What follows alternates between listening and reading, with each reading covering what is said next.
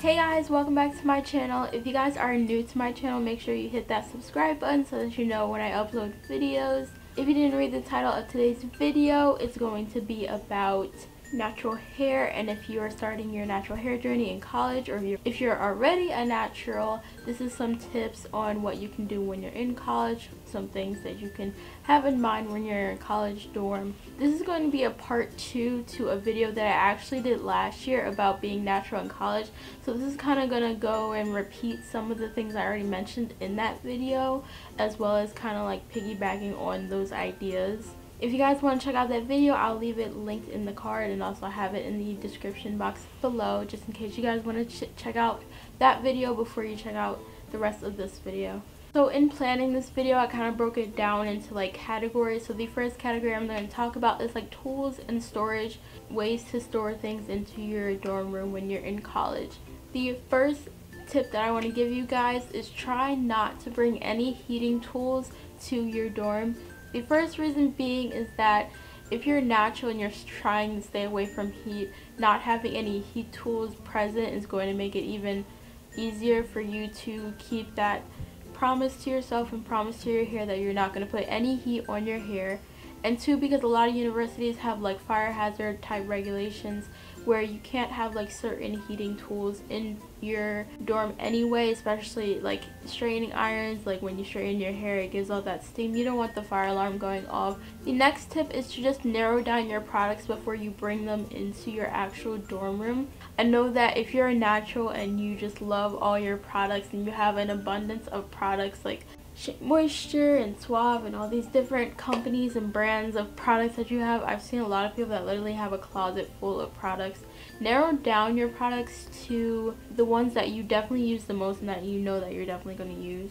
That way it's easier to store once you get to your dorm room, because you know you don't have a lot of space once you get to your dorm, so it's not going to be easy if you just bring every single product you have, because then you won't have room for anything else that's more important. The next tip is to bring storage containers, whether that's like big giant bins or totes to put your scarves, your tools, your perm rods, anything that you're bringing, like your products and stuff, just to have it organized so that it's not like all over your room and that it's easy to put away and keep everything neat into your dorm room. So the next category I want to kind of go over is about washing your hair and how to make washing your hair a little bit easier when you're in your dorm room. First, you want to schedule out time to wash your hair. Once you're in college, you have so many things going on that you literally need to schedule time to actually do your hair, because if you know, natural hair is one of those time-consuming activities, so you want to actually schedule out time to actually sit down and do your hair. Even now, when I don't really have a lot going on because I'm not in school anymore, I still have to schedule out time to do my hair as well as film it for you guys. Whether that's doing your hair on the weekend, taking out like 2 or 3 days, or even just one day, just time that you know that you're going to be free and that you're just going to be home relaxing or in your dorm relaxing. Take out that time to sit down and do your hair and wash it.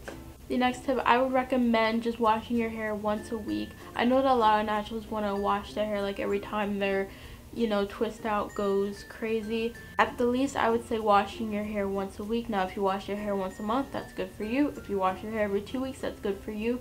But if you're a person that likes to wash their hair every day, try to wash your hair once a week so it makes it easier for you, so that you also have time. Going back to the topic I was talking about, scheduling, you also have time to do other things instead of cutting down all your time to doing and washing your hair. The next tip is to make sure you do everything that you can outside of the shower, so that you're not spending so much time in the bathroom, especially if you have communal showers and you only have like 2 showers within the bathroom and there's like 10 girls on your floor. You don't want to take up the time in the shower when other people have to use it. So do as much as you can outside the shower first, whether that's your deep conditioning or like prepping your hair to go into the shower, so that you're not wasting too much time. It's not so much about like wasting water, because you don't really have to pay for the water bill unless you live on an off-campus apartment. More so for everybody else who needs to use the dorm. Next, I'm going to talk about some styling tips for what you can do when you're in the dorm. The first would be to stick to simple hairstyles, whether that's braid outs or twist outs, something simple that you can do. We're going to do protective styles. My biggest tip for doing protective styles would be, if you're going to do a protective style right before you are going to experience a very stressful week. If you know you have finals weeks or midterms coming up, or just a big heavy workload ahead of you, make sure that you put your hair in a protective style so that you don't have to worry about doing your hair for that week or the next 2 weeks, however long that stressful week is going to take, just to make it a little less stressful for you. And then on your lazy days, when you feel like you're late to class, or you just don't really feel like really doing anything, whether your makeup or your hair, lazy hairstyles that you can do, you can just put your hair up in a bun if your hair is long enough, or you can just put it up with like the little tie things. I don't know, I have it. It's like a string, and then you put your hair up and you just tie it, and it kind of has like a little afro. I have it in my hair right now. Or you can also wrap your hair in scarves. Scarves are definitely your best friend during this time. You don't want to walk out with a bonnet because that might not look as attractive. It may look a little ghetto, honestly. But if you wrap your hair in a scarf, like in a turban style, it would look a little bit more attractive and a little bit more well done, especially if you put on like a little minimal amount of makeup.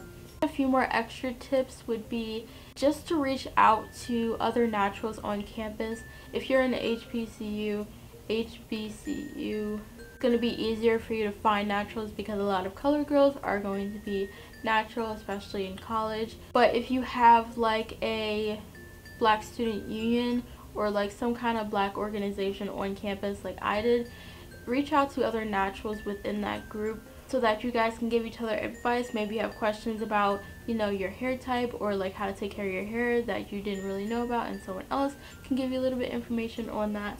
Reach out to other naturals. Also, another tip is to keep bobby pins and hair ties handy, just in case like your hair tie breaks during class or something. I usually keep like a hair tie on my wrist just in case I can put my hair up, and keep bobby pins just in case your hair like messes up. Like let's say it's like really hot on your way to class and you know you have to walk to class, you can just pin up your hair once you get to class, like right before class actually starts, so that you look a little bit more well done, especially with those bad hair days. And the last tip I have for you guys is, before you actually get to campus, research some beauty supply stores within the area of your campus, especially if you're going away to campus, like to a completely different state or a completely different city. For me, I was lucky enough to go to a university that was like a few blocks away from where I already lived, so I already knew what beauty supply stores were in the area, and I could always go back home to go closer to those beauty supply stores. But if you are not as fortunate as I am to go to a school that's literally right near your house, just research beauty supply stores. But if you don't feel like actually going to a physical beauty supply store, or those beauty supply stores don't have the products that you use, definitely order the products online and have them sent to your dorm. Each university dorm has its own special mailing address, and sometimes it's mailed to like a student center within campus. Pretty much all the tips that I have for you guys for being natural in college. Like I said, it's kind of like a reflection of the video I did last year about being a natural in college. I hope you guys learned something from this video. I hope that I gave enough information. If not, leave some comments down below of other tips that you can give naturals for being in college. I know that there are a few that I didn't mention. These are some tips that helped me when I was in college. With all that being said, I hope you guys enjoyed this video. Make sure you give this a like, subscribe, comment down below, all that good stuff, and I will see you guys in my next video. Bye.